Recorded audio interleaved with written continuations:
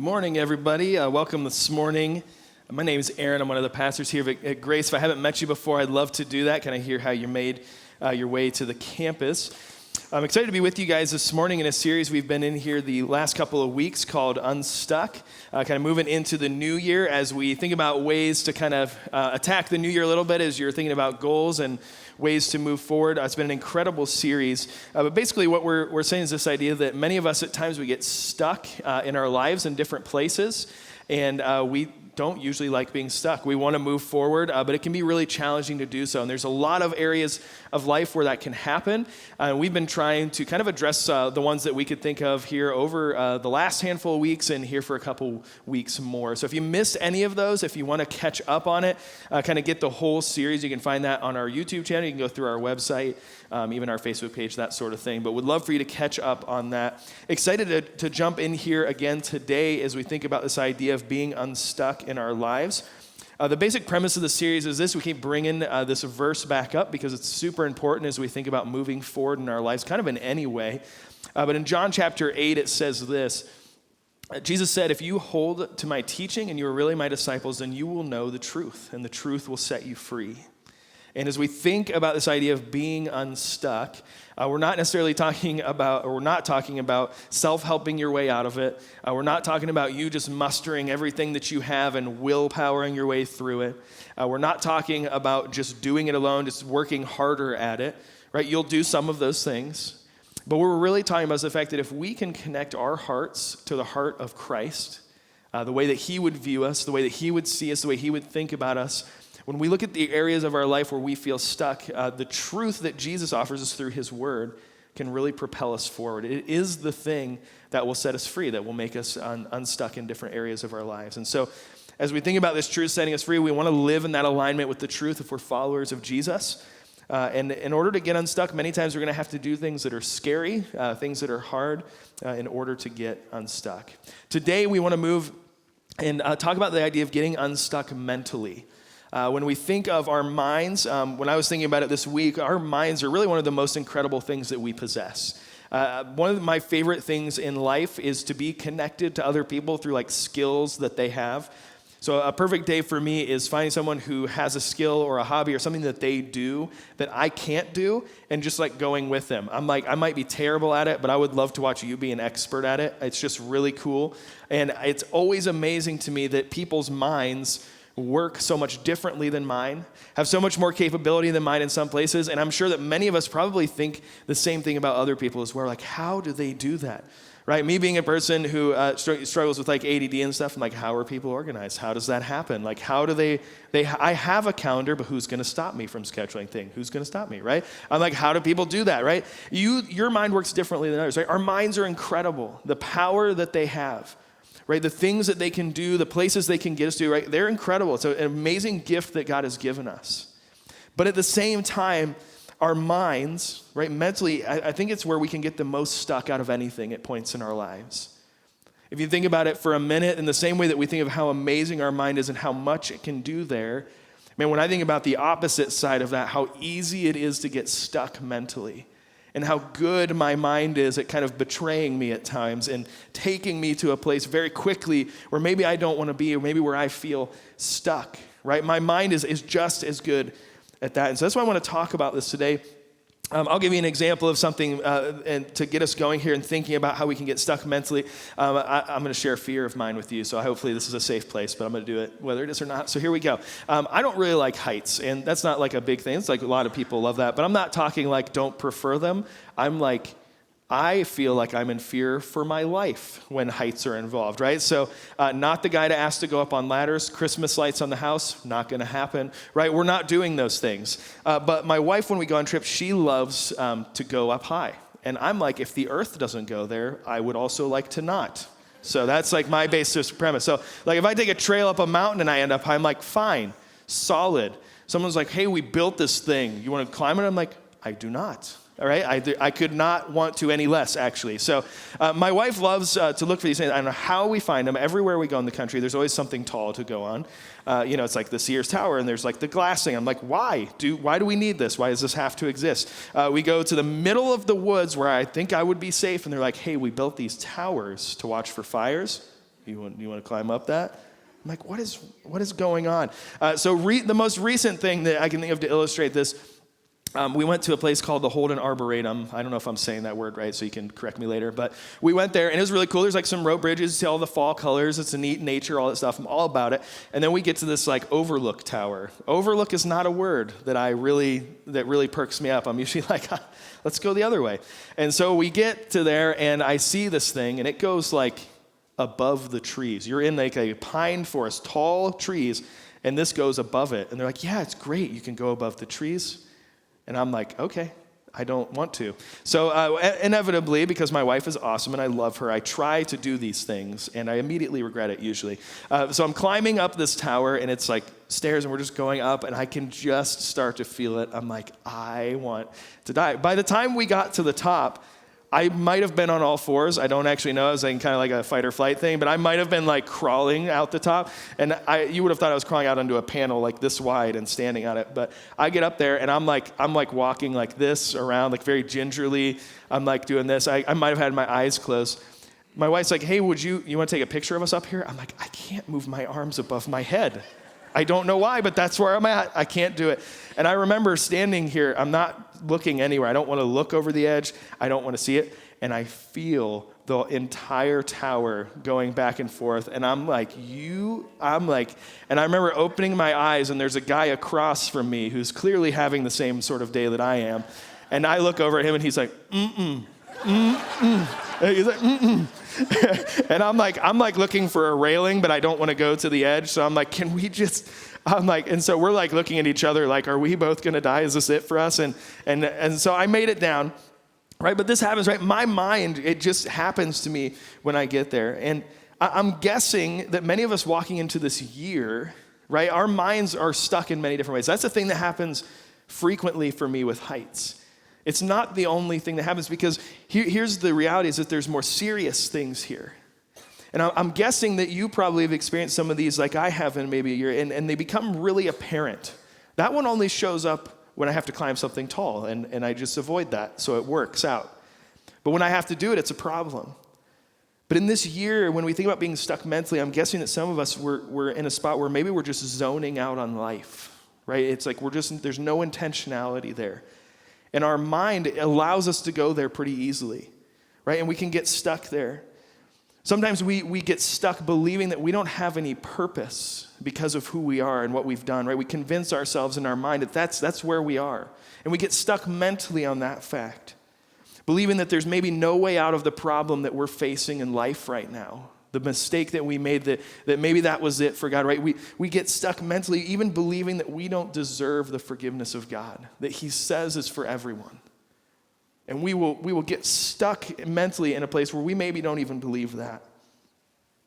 Maybe we get stuck thinking we can't break this addiction, we can't change this habit. We get stuck mentally first, and then we allow ourselves to spiral off there. And I'm not knocking you, because I've been here and I get here. And it's really, really difficult to move forward. It's really difficult to get unstuck. I think it's actually the hardest thing to get unstuck from.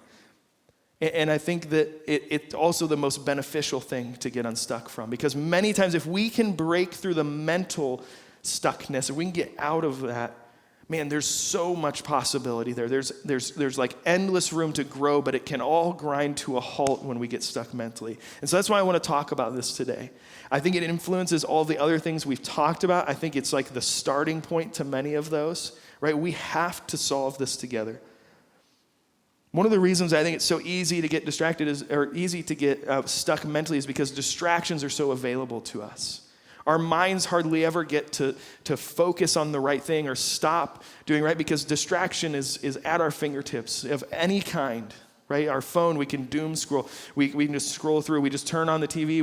We just talk about nothing with someone, so we don't really have to go there in our minds. And sometimes we're not doing it to be mean, or we're not doing it to go against what we should do. Many times we're scared of it. We don't know what to do. We don't really know how to address this part of our lives. So I think if we can do this, I think it's actually one of the things that's going to propel us the furthest forward. A couple of things to remember here, and probably the most important is to remember that the truth is what sets us free. right? The truth is what's going to set us free in our life. And here's some of the truth here. The truth is that many of us are stuck mentally, right? It just is. In different ways, different reasons, whatever it is. But many of us today sitting in this room are stuck mentally on something. You might be good in some areas. You might be totally stuck in one. And that's why I'm saying all this. Then another truth is that I've realized over the last couple of years of working on this really hard is that I usually am way closer to being unstuck than I think I am. Many times it seems insurmountable. It seems impossible. It seems like we have just reached the end of the road when we're stuck mentally. But many times it's just right there.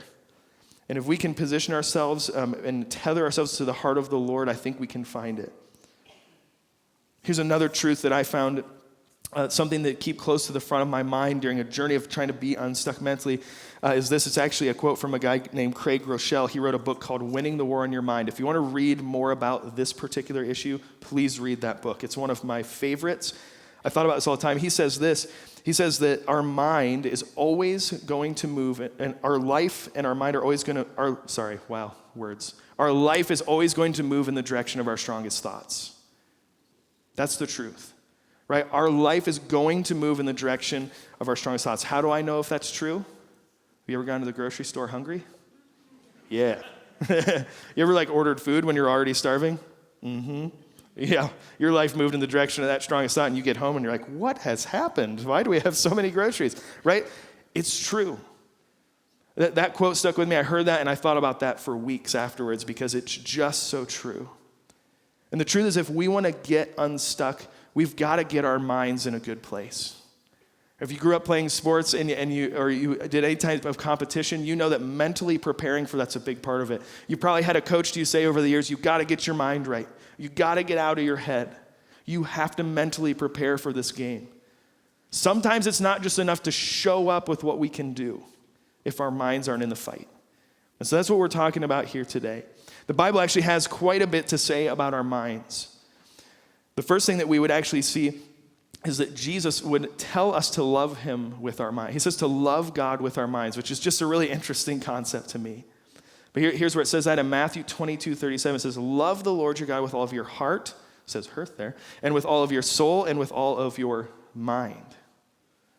Right? To love someone with your mind. Here's what that means for us is if we're followers of Jesus, if we're trying to do that, it's not enough to just have our life look a certain way. It doesn't matter how many times we show up to church. It doesn't matter how many verses we memorize. If that's not affecting our mind and changing our lives, we're going to be stuck, right? We have to also love the Lord with our mind. And so I think the way that we start to do that is what we're going to discover today. And not only is it something that's going to be freeing and getting us unstuck in life, I think that it actually connects us to the heart of Christ more.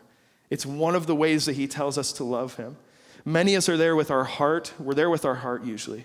We're there with our soul, and we bear that to the Lord. Many times the last piece, at least in my life, is my mind to come to loving God that way. The Bible would also say this about our minds is that in Colossians 3:2, that we should set our minds on things above, not on earthly things. What this simply means, it's calling out to the fact that when we are followers of Jesus, right, we have an old life and a new life. Our old life before Christ and our new life now.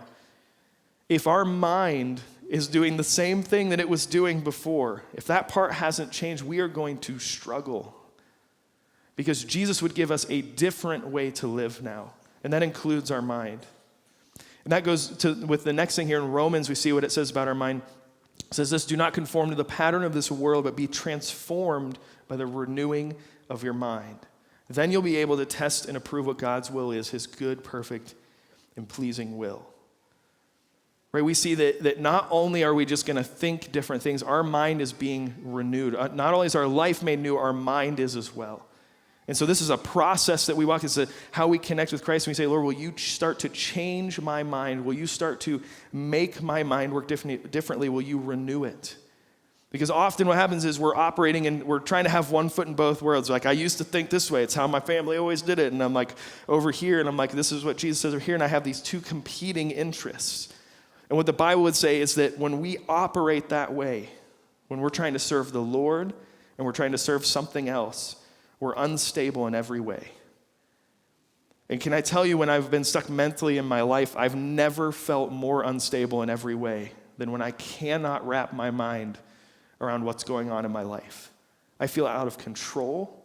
I feel desperate, right? Those things are starting to happen. And so the Lord directs us back to loving him with our mind.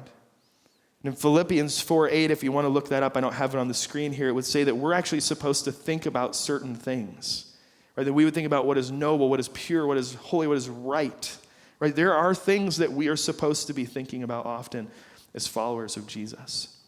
Things that would bring hope into our mind and truth. And so it's pretty clear that even Jesus and the writers of the Bible would acknowledge there's a battle for our mind, right? I think they knew how hard it would be practically and spiritually to do this. I think most hard things I face in my life have a mental aspect to it, and so it's so important that we solve this. So maybe we realize that, and here's the thing, is there's some really practical things to do here, but they can be very challenging.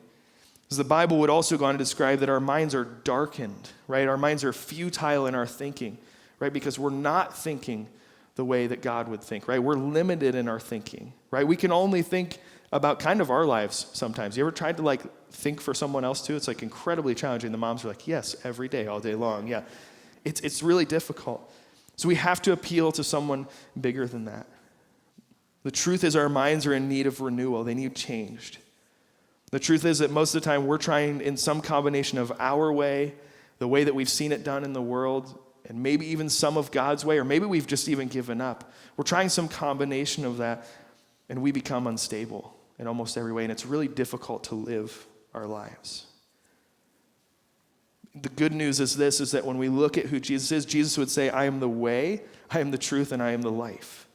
And so hope isn't lost for us when we're stuck mentally. Jesus would actually say, I know the way for your mind to go. I have truth that can get you unstuck, right? And you can actually have life that is fulfilling, that's full of hope and joy, if we can follow these and start to change our mind this way. You see, the goal here isn't just to fix it, because mentally we know that that's just not how it works. If you've ever struggled with something like anxiety or anxious thoughts, or you're struggling with depression, I don't know if anyone's ever looked at you when you're struggling mentally with something and they're like, have you just tried not thinking about that? You're like, yes, almost all day long, right? I know that I don't always understand some of those things, and so I'm like, have you just tried to shut your brain, you just not think about that? And they're like, what? No. Right? Many of us would say our brain is what keeps us awake at night thinking. Some of us also have the ability to completely shut off our brain and just never think about it at all, which is equally as unhealthy. And so we're trying to figure out that the goal isn't just to fix it here. That this isn't a stop it conversation, right? This isn't God saying, you need to know the truth, so you quit doing that. That's not what God is saying. What God is saying is you can have your mind renewed. In the same way that I've made your life new, that includes your mind as well. And so I'd ask you, if you know Jesus or if you don't, could you be open to the fact that God would know you, he would know your mind, and he loves you, and he knows what you struggle with in your mind, and he actually has a vision for your life, and he has a way for you to become unstuck. The first part of this mental battle is actually believing that. Because being stuck mentally, it's like we've reached a wall and it's just the end. There's just nowhere to go. Sometimes you sit down, you just give up, you throw your hands up, whatever it is. And I used to think the only way I could get through that was just crushing the wall, right? Because it's just who I am. I'm like, well, just knock it down, right? And I beat my head against the wall and I'm trying to do this. And what I realize is that it's less of removing the whole thing. And sometimes it's the most success that I've had is actually just trying to get to the top so I can kind of see on the other side. So that I can see the truth of what's just beyond that this wall isn't the end. It isn't the thing. It is right now, it's keeping me from, but man, if I can just see a little more clearly over the top, if I can hear the truth of Christ for my life and it makes sense to me, I can start to see things a little differently. Let me go back to my story and tell you how this sort of worked out for this moment, because I've had to work on that too. So I can go on vacations and stuff. I haven't solved it. I'm still afraid of heights, just in case you were wondering. But I'm not trying to not be afraid of heights. That's never what I'm doing, because I'm that's probably not possible. But there are things I can do that actually allow me to still live, right? Because I go on planes, places. I have to go in buildings, right? There's things that have to happen. But here's what's helped me, right? The truth is what sets us free. Right? Here's the truth is what I have to do is certain things when I'm in. I remember being at this tower and actually trying to do this. I remember standing down there and immediately I was like, no, I'm not going up there. I will not move. I have cement shoes on. I'm not going anywhere. I am a part of this sidewalk now. I'm not going. But what I had to start to think is, one, I'm like, okay, my wife really wants to go up and wants me to enjoy the fall view. Maybe I can make it happen. I didn't know that was going to be a mistake yet. I didn't know how high it was. But there were some things that I started to think, like, okay, let me think about this for a second. Right? The fact that I could bring awareness to the situation, I can think, all right, what's the truth here, Aaron? Like, there are people coming down the stairs. They're smiling. They're not like, yeah, 3 people died up there. You probably wouldn't do it. Right? There were people weren't like, oh, like screaming. Like, they were walking down. They were happy. Like, it was so beautiful up there. It's so peaceful. Right? So I have to look. I'm like, okay, people aren't dying left and right up there. It's probably not true that I'm going to die up there. Okay? There's happy people coming down. They're enjoying this. I'm like, okay, all right, interesting. Well, I'd start to look at it a little longer. I'm like, okay, this tower, it seems like it's actually pretty well constructed. It's not like 2x4s from Lowe's. There's like some steel construction there. They've got cables on there. I'm like, it looks like there's quite a bit of engineering here. Oh, in fact, there's a sign right here that talks all about it, right? It's like I start to notice things that because I was just stuck mentally that I'm like, I'm not doing it. I started to notice this. Awareness, right? It started to come to that. I started to actually think about the thoughts that I was having. Hey, man, that's not rational. Like, you're not going to go up and just fall off the side. That's not how that happens, right? That's not how that happens. I had to tell myself that when I get up there, I'm thinking, this is actually a really solid thing that I'm standing on up here. I'm going to be okay. I'm really, really uncomfortable, but I'm actually okay, right? It allowed me to move forward. And here's the crazy thing. I don't think that it works that much different for most of the times that we're stuck mentally. If we can do a couple things here, because here's what we start to realize this, is that Jesus, he says he's the truth. That's what's going to set us free. It's what's going to get us unstuck. Jesus is described as truth throughout the Bible, and the truth doesn't necessarily make things not scary. What the truth does is it sets us in reality, right? The reality was I was not going to die up there. That's just what was true. And so it was scary. I was able to do it. Jesus looks at our life and he says, here's the reality. He's like, what is true is I'm with you, right? I'm bigger than this thing that you're facing. And it's not going to fix it. You're not going to feel a lot better. But he's like, the truth starts to ground us in reality that you can move forward. There is more to life than this. This thing does not control you, right? This thing, I'm in control of that thing actually. And he's like, there is a path forward. This forgiveness is for you. Right? Truth sets us in reality.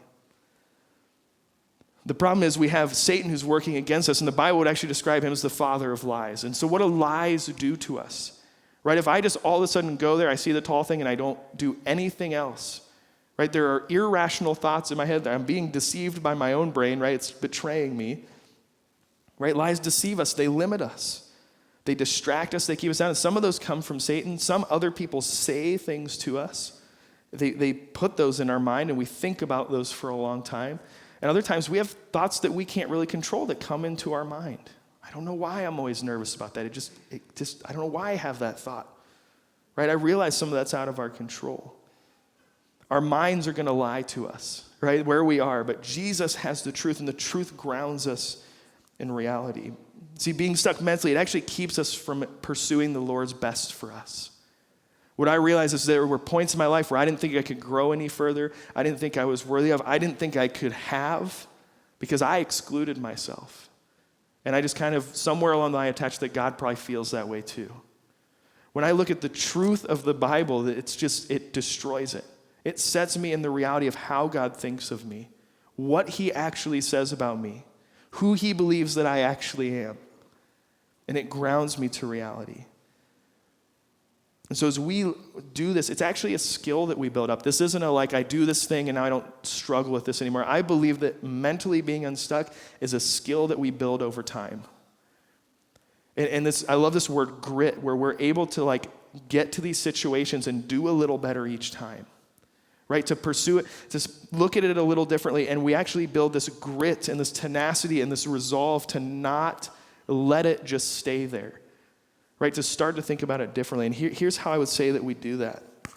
If you're not a believer, I would say that would you consider there's a God who loves you, who cares about what's in your mind, the bad thoughts, the thoughts that have you stuck, the things that you're believing about yourself, that he would have vision for your life beyond where you are right now. That the Lord, the God of the Bible who loves you, his vision is not for you to feel like you are empty, that you're stuck, that you have no purpose. That is not how God views you. He loves you. He says that you have a purpose, and he is willing and able and faithful to carry you from the beginning to the end of that. And so if you're not a follower of Christ, you can accept Christ and his forgiveness, the new life that he gives you, that you don't have to live that way. You are not destined to be stuck where you are for the rest of your life. You can do that today by just asking him for his forgiveness. Lord, I want to receive that in my life. I need you to help me. I believe you're who you say you are, and I want that forgiveness. And he will start that journey with you wherever you are, and he'll take you to where you need to be. And this, like he's done for every one of us that follows Christ. If you know Jesus, or you're going to start a relationship with him, or you're thinking about doing that, here's what I would say that we can do is just 3 really simple things that we've talked about a little bit here, but that can really set us forward. The first thing is this, is to set your minds on the things of God. Right, when we look at it, says, set your minds on things above, right? Not on the earthly things. We need to set our minds on the things of God. That looks like being in the Word of God. Not to understand every word of it, but to see the truth that is ultimately going to set you free. To have that be the thing that's on your mind. As we set our mind on something, what happens is we start to learn the truth. We start to learn what God actually thinks about us. We start to learn what he actually thinks about what we're going through. And that becomes the thing that grounds us in reality. What this does in the end is it brings stability to our life. Here's the fun thing about stability is it's not just for the good times. Stability is so that when you slip, because you will, right? Mentally, we slip all the time. We drift. We do all these things. When we slip, stability is what keeps us from falling hard, right? Stability is so that I don't fall and hit the ground and really do the damage, right? It comes on when you hit like a puddle so you don't hydroplane and crash. Right? It's you're doing fine, something happens, it gives you stability. When our minds are set in a place, when we go in knowing where it's set, the little things aren't going to trip us up as much anymore because we have that stability. So we're going to slip up, we're going to think, those thoughts are going to come in, but we're more quickly able to say, oop, nope, that's not true. Like that you literally have to, the self-talk about yourself in your mind. Nope, that's not who I am. Right? We gain stability so that when we slip, we don't fall into real damage. So the question to ask is, where is your mind set? Because remember, our lives are going to move in the direction of our strongest thoughts. If all we think about ourselves is that we don't deserve anything, our lives will go that direction. If all we think about is that we deserve everything, that's the direction our lives will go, and they're both deeply unsatisfying. And so when we set our minds on what's true, we start to think about more and more things, and we gain the stability when life throws life at us, right? When life happens, when relationships go wrong, when things go wrong. Second thing is this, is to let your mind be renewed. That Romans verse talks about this idea of our minds being renewed. When we think about this idea of renewal, it's going to be a process. It's going to take time for this thing to go from what it is to what it needs to be. The cool part about the renewal process is later in that verse says, then you'll be able to test and approve what God's will is. Renewal of our mind is literally watching transformation happen in our minds. The more we know the truth of God, the more we can repeat it and get it in our minds. It transforms not only our thoughts, but then our true beliefs and our actions. Right? Sometimes we try to do it the other way around. We do actions and we do beliefs, and like our mind never gets there. Man, if we can start in our mind, it's going to help a lot. When our minds are transformed and renewed, what happens is we more easily see when things are from God, when they're not true, right? More and more. We're able to know things quickly, and we don't even spend as much time thinking about them because over time we build that skill, and we start to see those things more quickly. We will see the truth match up. We'll see the lies and we'll say, nope, that does not even allowed here, right? We more quickly are able to do that. So if you're thinking about letting your mind be challenged about the way that you currently think about things, even a situation that you're in, and be open to God changing the way that you think about it. Often I love to do what I want to do. I don't know if you're like that. It's usually generally like easier when I can do whatever I want, usually, right? But here's the thing. If I operate that way in my mind that generally God would want me to have exactly what I want, it's like not really grounded in reality, I'm going to be sad, right? Can I be open to saying, okay, God, I'm thinking about these things. Am I thinking about this right? I'm open to you changing my mind. Here's what I think, but I'm open to change in this part of my life. This is part of renewal because God will lovingly take you and say, you know, I see why that makes sense, but this is actually the way that you should think about that. This is the way you should love people. This is the way you should think about that area of your life. This is the way you should think about that situation. Because here's the thing is, when we are open to God changing our mind, it keeps us from getting stuck in places like we'll walk around, and even I do this sometimes, where I will believe that Jesus is who he says he is, that he died on the cross for my sins and raised from the dead, but in my mind, I'll convince myself that he can't quite forgive me for that one thing that I did. That he can't quite cover that mistake that I made. That he meant everyone except for me.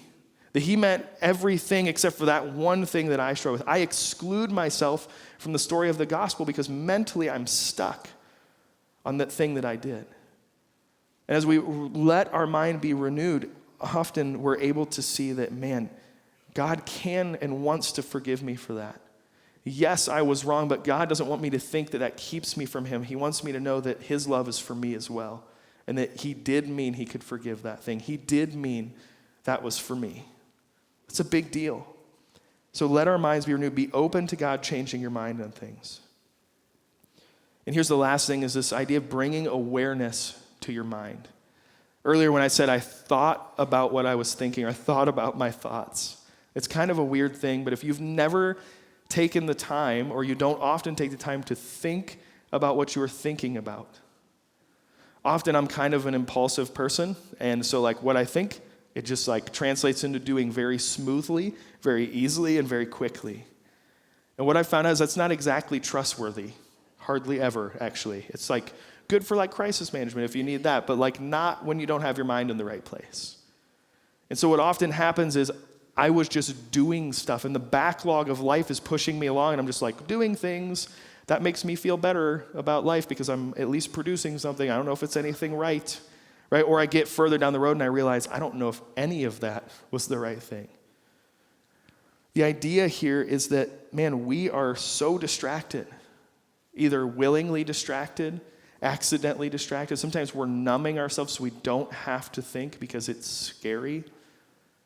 We're not sure that we can actually solve that problem, and we don't want to fail. We're not really sure if God has an answer to that one, and we just don't even want to think about it. It's just easier not to think about it, to be honest. And so what we want to do is bring awareness to our mind. We don't want to let our brains go without checking in on it because we know they're not trustworthy. We want to check in with truth. We want to check in and say, am I thinking about this right? And there's two ways I think we can do this. One is find people in your life. I have some people in my life, it's like two, that I go to, and I'm like, I'm like trying to do something here, and I just need to know if I'm thinking about it right. Am I thinking about this right? Sometimes they're like, yeah, that seems really solid. Man, that takes a weight off my shoulders. Sometimes they're like, you may want to think about this. And I'm like, wow, catastrophe avoided, because I trust them and I know that they're doing this too. If you don't have people to check in with on your thoughts, please do that. You will convince yourself, I will convince myself that anything is okay if we're left alone for that long. We need to check in with people. And here's the other thing, is this practice of actually thinking about our thoughts. I want to do this in the room here for a second. It's going to be slightly uncomfortable. Here's what I want you to do. I'm not going to make you stand up or do anything. It's going to be private, but here's what I want you to do. First, think of the biggest problem in your life right now. The one that is occupying your mind, the one that you're numbing yourself from to not have to think about it because it's scary, that one. The one that has you feeling like you're stuck. I want to give us like 30 to 60 seconds, and I just want you to think about that thing. Think about what you've been thinking about it. So weird. But here, I'm going to give us a few seconds. I just want you to spend the time, try to hear from the Lord, evaluate your thoughts. Just do that really quick.